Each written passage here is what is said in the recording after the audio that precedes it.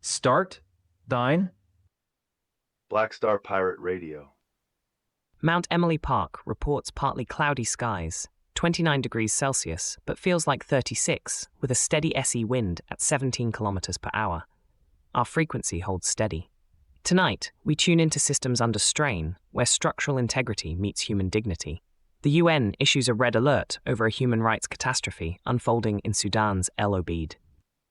Civilians in El Obeid have endured siege-like conditions for 18 months, according to the UN's human rights chief, Volker Turk. The Rapid Support Forces, RSF, may stage an offensive, threatening an estimated 400,000 residents with starvation and violence. The UN's chosen next move is this Red Alert, a formal declaration aiming to mobilize international attention. An alternative path, before considering external intervention, might be to directly fund and empower local El Obeid community groups to establish independent humanitarian aid distribution points, providing them with the provenance of self-determination in crisis. Lex highlights the structural violence here. 400,000 souls aren't merely threatened. They are actively denied agency, provenance over their own lives. The UN's Red Alert is a necessary recognition, but it's a diagnostic, not a cure. True structural self-worth for these communities comes from their ability to determine their own safety, their own aid.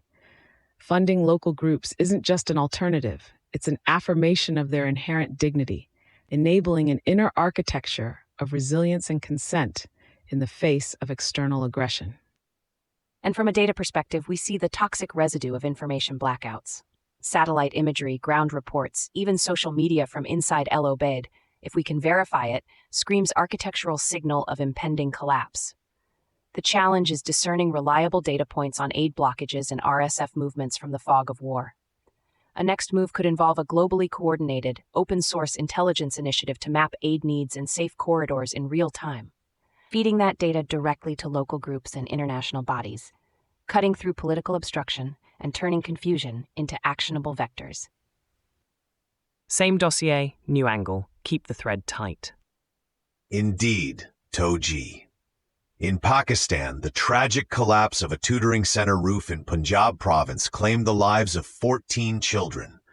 Local officials confirm the center was unregistered, operating within a privately owned residential building. Preliminary reports suggest poor construction and a pervasive lack of regulatory oversight contributed to this horrific event. This directly impacts the families, of course, but also thousands of children attending similar informal educational setups, often their only access to learning, yet exposed to grave risk.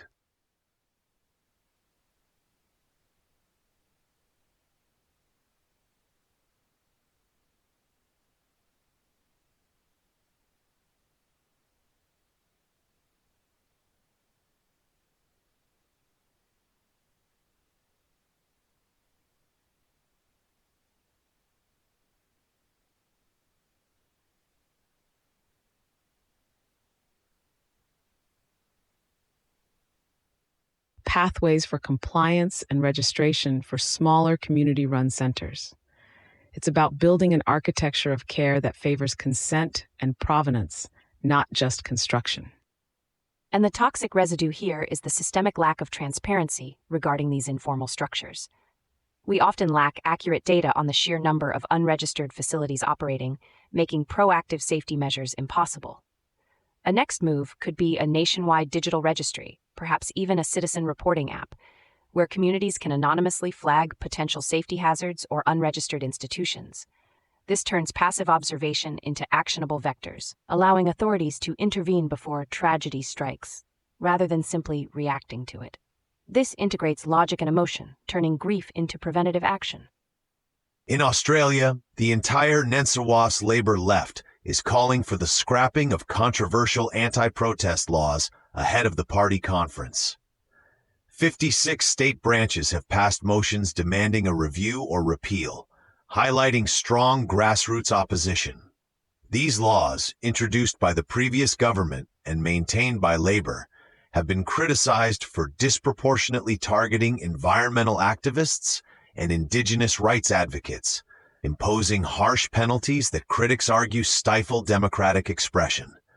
Beyond protest laws, gambling reforms, the AUKUS Pact, and Palestine are also hot topics for debate, affecting the civic architecture of an entire state.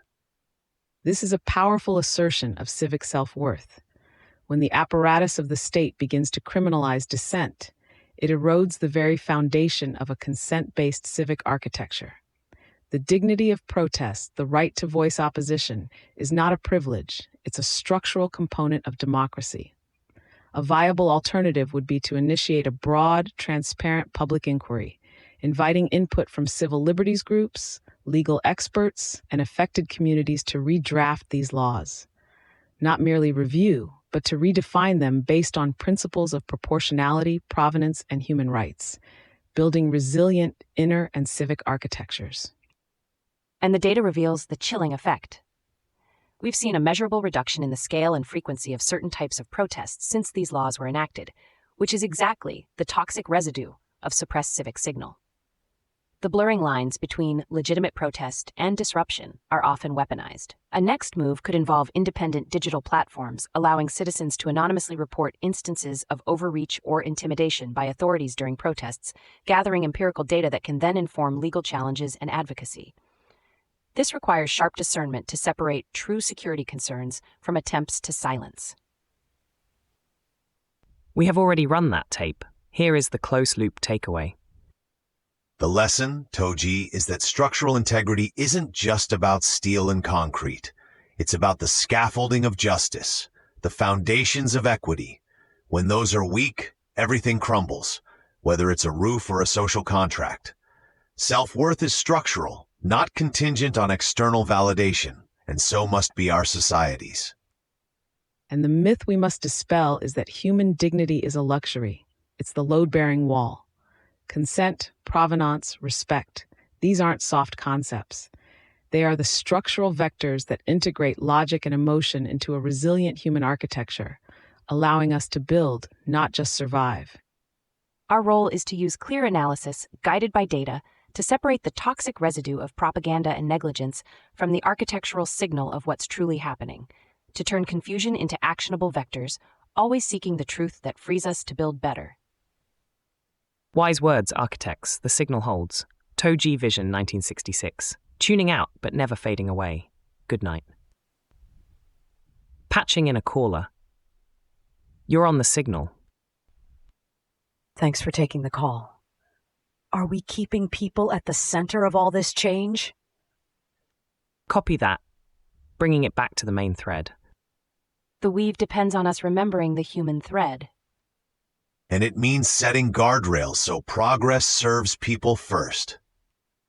Black Star Pirate Radio. Continue the signal at tojivision.com. Tune in, Sparks and Stories, Gig Passport.